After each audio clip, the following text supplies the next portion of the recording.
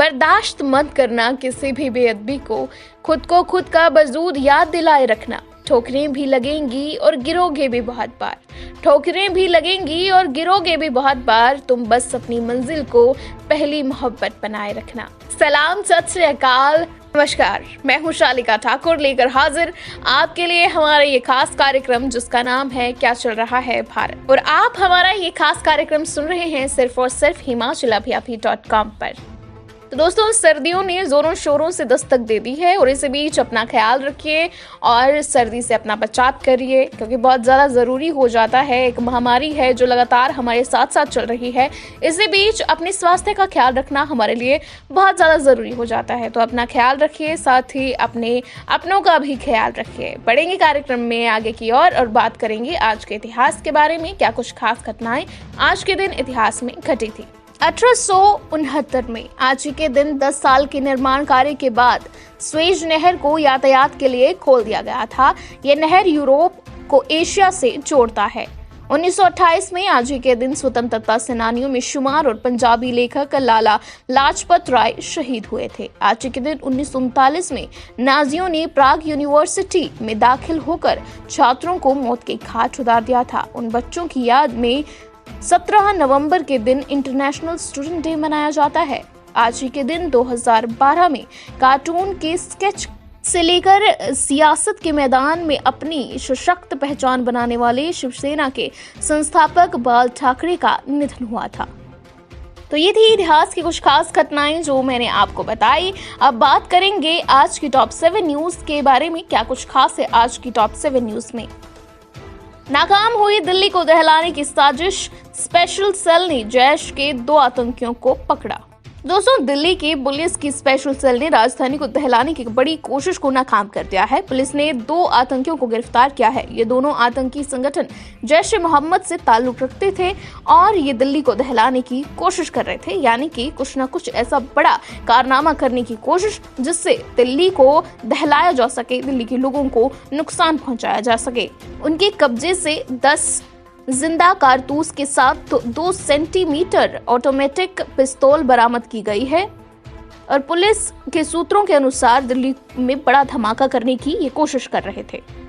आपको बता दें कि जैश ए मोहम्मद के इन दोनों आतंकियों को शराय काले खां के मिलेनियम पार्क के पास दबोचा गया है। आतंकियों के पास हथियार बरामद हुए हैं और पुलिस के अनुसार गिरफ्तार हुए आतंकियों की पहचान जम्मू कश्मीर के बारामूला जिले के सोपोर के रहने वाले अब्दुल तलीफ और कुपवाड़ा जिले के हटमुल्ला गांव में रहने वाले अशरफ पठाना के तौर पर हुई है। अच्छी और बड़ी खबर ये है कि दोनों की ये जो साजिश थी, ये जो मंसूबा था, वो नाकाम हो गया है। बढ़ते हैं अगली खबर की ओर। मालाबार युद्धाभ्यास का दूसरा चरण आज से। अमेरिकी नौसेना का निमित्ज पोत भी होगा शामिल। भारतीय नौसेना के युद्धाभ्यास मालाबार का दूसरा चरण आज से उत्तरी अरब सागर में शुरू होगा। इसमें भारतीय नौसेना का विक्रमादित्य विमान वाहक पोत, अमेरिकी विमान वाहक पोत निमित्ज और ऑस्ट्रेलिया एवं जापान की नौसेना के अग्रिम मोर्चों पर तैनात पोत 4 दिन तक युद्धाभ्यास करेंगे। अधिकारियों ने बताया है कि इस युद्धाभ्यास के दौरान कार्ड समूह के देशों की नौसेनाओं द्वारा मिलकर कार्य करने की क्षमता को बढ़ाने के लिए समन्वित अभियान का अभ्यास किया जाएगा। मालाबार युद्धाभ्यास का पहला चरण 3 से 6 नवंबर के बीच बंगाल की खाड़ी में संपन्न हुआ है और इसी दौरान पनडुब्बी युद्ध और समुद्र से हवा में मार करने की क्षमता का अभ्यास किया गया। नौसेना ने एक बयान में बताया है कि मालाबार युद्धाभ्यास का दूसरा चरण उत्तरी अरब सागर में 17 से 20 नवंबर के बीच होगा। बढ़ते हैं अगली खबर की ओर, जो कि काफी राहत भरी है। बारिश से मिली राहत के बाद आज फिर से दिल्ली, यूपी, बिहार सहित कई राज्यों में हवा की गुणवत्ता में हुआ है सुधार। पंजाब, हरियाणा, उत्तर प्रदेश, बिहार और दिल्ली एनसीआर में बीते रविवार और सोमवार को हल्की बारिश से लोगों को राहत मिली है, लेकिन आज फिर से उत्तर भारत की हवा की गुणवत्ता खराब होने पर चिंता बरकरार है। हालांकि पिछले दिनों की अपेक्षा स्मॉग कम रहा। उधर पंजाब, राजस्थान सहित ज्यादातर राज्यों में सोमवार को अच्छी बारिश दर्ज की गई, जिसके चलते लोगों को दमघोटू हवा से राहत मिली थी। परंतु बार बार कहा जा रहा है कि हवा में प्रदूषण की स्थिति में सुधार होगा। दीपावली के बाद धुएं को कम करने में बारिश ने मदद की है। बढ़ते हैं अगली खबर की ओर। ये खबर हिमाचल प्रदेश से संबंधित है। हिमाचल विधानसभा के पूर्व स्पीकर तुलसी राम नहीं रहे, सीएम जयराम ठाकुर ने जताया शोक। हिमाचल प्रदेश विधानसभा के पूर्व स्पीकर तुलसी राम का निधन हो गया है। 76 वर्षीय पंडित तुलसी राम पिछले कुछ समय से अस्वस्थ थे और कांगड़ा स्थित मल्टी स्पेशलिटी अस्पताल श्री बालाजी में उपचाराधीन थे। तुलसी राम भरमौर से बीजेपी के विधायक रहे। उन्होंने बाद में पालमपुर में अपना घर बना लिया था। इन दिनों वे वहीं रह रहे थे। वर्ष 2007 में हुए विधानसभा चुनाव के दौरान बीजेपी से उन्हें टिकट नहीं दिया। उसके बाद तुलसीराम एक तरह से सक्रिय राजनीति से अलग हो गए। पंडित तुलसीराम के निधन पर सीएम जयराम ठाकुर ने शोक जताया है। पंडित तुलसीराम की दिवंगत आत्मा की शांति के लिए प्रार्थना करते हुए शोकग्रस्त परिवार के प्रति अपनी संवेदनाएं व्यक्त की हैं। वहीं पूर्व सीएम रहे प्रोफेसर प्रेम कुमार धूमल ने भी निधन पर गहरा शोक व्यक्त किया है। रुक करेंगे अगली खबर का। कैबिनेट बैठक 23 को 26 से शिक्षण संस्थान खोलने का होगा फैसला। हिमाचल में 26 नवंबर से शिक्षण संस्थान खोलने का फैसला 23 नवंबर को होने वाली कैबिनेट बैठक में होगा। कोरोना वायरस की स्थिति को देखते हुए बैठक में जयराम सरकार आगामी फैसला लेगी। 23 नवंबर को सुबह 10:30 बजे बुलाई गई बैठक में सरकार स्कूलों में होने वाली सेकेंड टर्म परीक्षाओं को लेकर भी स्थिति स्पष्ट करेगी। इस दौरान शिक्षा विभाग अगले 6 माह में किए जाने वाले कार्यों को लेकर मंत्रिमंडल के समक्ष प्रस्तुति भी देगा। बढ़ते हुए कोरोना संक्रमण के चलते जहां हिमाचल प्रदेश के स्कूलों को बंद कर दिया गया था, अब कैबिनेट की जो बैठक होगी उसमें ये बड़ा फैसला स्कूलों को खोलने से लेकर और स्कूलों में क्या कुछ तरह से प्रक्रियाएं शुरू की जाएंगी उसको लेकर मंत्रिमंडल में बड़ा फैसला हो सकता है। साथ ही साथ ये मंत्रिमंडल की जो बैठक होगी इसमें बढ़ते हुए कोरोना मामलों की भी समीक्षा की जाएगी। अब बढ़ते हैं एंटरटेनमेंट की ओर। क्या कुछ चल रहा है एंटरटेनमेंट जगत में वो आपको बताते हैं। चर्चित कोरियोग्राफर प्रभुदेवा अपनी शादियों के लिए आजकल सुर्खियों में बने हुए हैं। कोरियोग्राफर होने के साथ साथ प्रभुदेवा बहुत बेहतरीन एक्टर भी हैं, डायरेक्टर भी हैं। लेकिन इस बार की जो चर्चा है वो उनके काम को लेकर नहीं बल्कि उनकी दूसरी शादी को लेकर हो रही है। प्रभुदेवा के तलाक को 9 साल हो चुके हैं और इन 9 सालों के बाद अब फिर से उनकी शादी के कयास लगाए जा रहे हैं। ऐसी चर्चा शुरू हो गई है कि प्रभुदेवा जो है वो दूसरी शादी करने जा रहे हैं।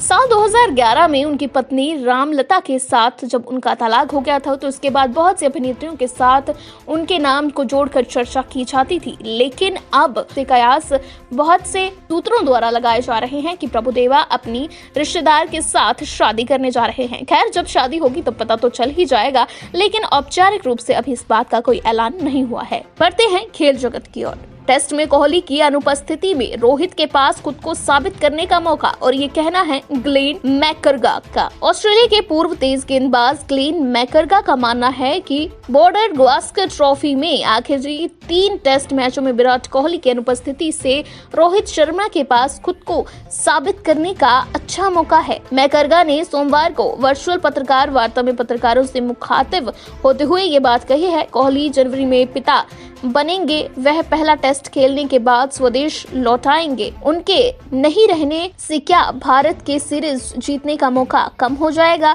इस बात पर मैकग्रा ने कहा है कि अब दूसरे खिलाड़ियों पर निर्भर करता है कि वो कोहली की अनुपस्थिति में कैसे जिम्मेदारी संभालते हैं। और रोहित शर्मा को लेकर भी उन्होंने कहा कि रोहित के पास ये अच्छा मौका है जब वो खुद को साबित कर सकते हैं। तो ये थी खेल जगत से जुड़ी हुई खास खबर जो हमने आपको बताई। अब बात करते हैं कार्यक्रम के लास्ट सेगमेंट के बारे में जिसका नाम है आज का ज्ञान। तो आज के ज्ञान में हम बात करेंगे जीडीपी की। जीडीपी क्या होती है? Gross domestic product. जीडीपी ये इसकी फुल फॉर्म है और जीडीपी किसी भी देश की आर्थिक सेहत को मापने का एक जरिया है। बात करते हैं भारत की, तो भारत में जीडीपी की गणना प्रत्येक तिमाही में की जाती है। जीडीपी का आंकड़ा अर्थव्यवस्था के प्रमुख उत्पादन क्षेत्रों में उत्पादन की वृद्धि दर पर आधारित होता है। तो आज के ज्ञान का यहीं भी होता है समापन और इसी के साथ साथ कार्यक्रम भी यहीं पर होता है समाप्त। Shri Balaji multi speciality hospital Kangra, जहां आपको एक ही छत के नीचे मिले बेहतरीन चिकित्सा सुविधाएं, cardiology, laparoscopic, general surgery, neuro surgery, orthopaedics, paediatric, radio diagnosis, urology, gastroenterology, ophthalmology, pathology, medicine, anaesthesia और डेंटल जैसी अत्याधुनिक और बेहतरीन चिकित्सा सुविधाएं, 24 घंटे इमरजेंसी सुविधा, 9 बेड के साथ critical care unit, cardiac monitor और डिफिब्रिलेटर्स, सेंट्रल ऑक्सीजन लाइन और वेंटिलेटर सुविधा। हिमाचल प्रदेश के सबसे बड़े निजी स्वास्थ्य सेवा प्रदाताओं में से एक Shri Balaji multi speciality hospital Kangra राष्ट्रीय स्वास्थ्य बीमा योजना के साथ सूचीबद्ध Shri Balaji multi speciality hospital Kangra BPL परिवारों के लिए अस्पताल में कैशलेस भर्ती होने के साथ ही ईसीएच की भी सुविधा।